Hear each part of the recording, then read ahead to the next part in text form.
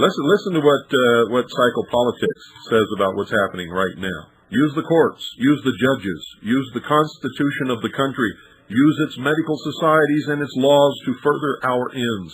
Do not stint in your labor in this direction, and when you have succeeded, you will discover that you can now effect your own legislation at will, and you can, by careful organization of healing societies, by constant campaign about terrors of society, by pretense to your effectiveness, make your capitalist himself, by his own appropriations, finance a large portion of the quiet communist conquest of the nation. Be logical, folks. The only person you put at risk, even by the medical industry's own stupid logic, is yourself if you refuse to be vaccinated. Think about it. If everyone else is vaccinated, then they shouldn't get the disease, right? Then the only person you're putting at risk by not being vaccinated is you. Makes sense. Then how does the government dare to justify forced vaccination? Folks, it will only happen if you let them, and it is happening right now. Now, you've been conned another way, and this is by the word virus, because you think you know what a virus is, and you do not. Rest assured that viruses are not what you think they are, and I'm going to quote you a little bit more from Waiting James to give you a hint. All living organisms, including bacteria and viruses, contain genetic material, which is DNA and RNA. In fact, live viruses themselves are genetic messages. Live bacteria and viruses can transfer their genetic information to animal cells, including human cells, which are taken up by other cells in the body. Although the body generally will not make antibodies against its own tissue, it appears that slight modifications of antigenic character of tissues may cause it to appear foreign to the immune system and thus a fair target for antibody production. Remember what I said earlier about how vaccines give us genetic material that get incorporated into our cells. Thus, vaccines lay the foundation for autoimmune diseases and other disorders of the immune system, such as rheumatoid arthritis, rheumatic fever, lupus, scleroderma, and a lot of other nasty diseases. It is reasonable to assume that our contemporary, quote, epidemic of allergies has at least some of its roots in the practice of vaccination. And again, that's from Waiting James. Now beware, folks, I have saved the best for last. The Clinton administration has buckled the pressure to implement a stepped-up mass vaccination program, and you and your children, if not already, will now be forced to endure all the truly evil effects of these terrible vaccines.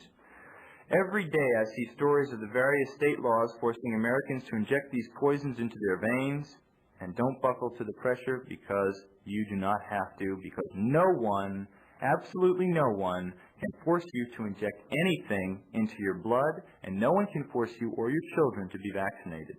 I've avoided vaccinations, and you can too. They will threaten you with not letting your kids go to school or not get a job or anything else they can think of, but it is all, excuse us folks, it's all bullshit.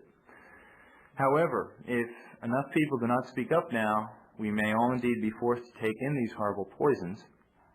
Often, all it takes to avoid vaccination is a simple form you can type up for yourself, referring to Senate Bill 942, number 3380, under title Exemption from Immunizations. And let me read that bill right now because it's really interesting.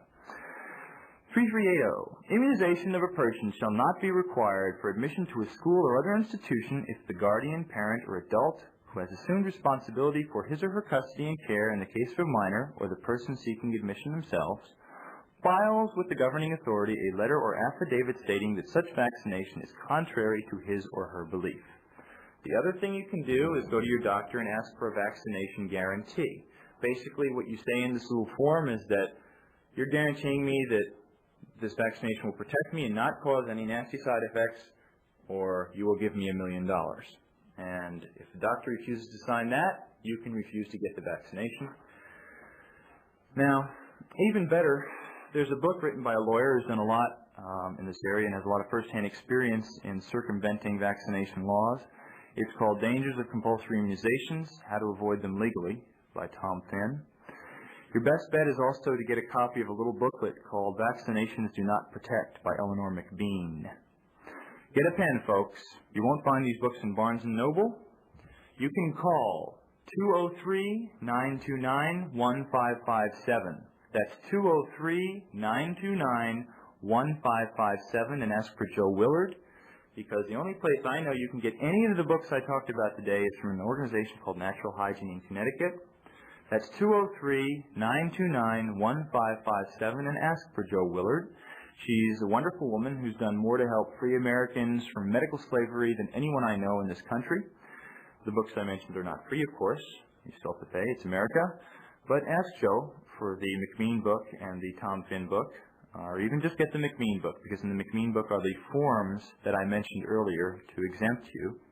It'll be $4 or maybe $10 if you get both of them. You can even learn how to travel abroad without getting vaccinated, folks. Get educated and let your representative in Congress know, and let your family doctors know that you know what's going on, because you have to protect yourself and your kids, and these people, your congressmen and doctors, may not have any clue about any of this, and it's your responsibility to educate them, because most doctors are woefully ignorant of these things and have also, like you and me, abdicated their responsibilities for most of their life. Now, folks, refuse to be poisoned, refuse to be vaccinated, educate yourself about vaccines,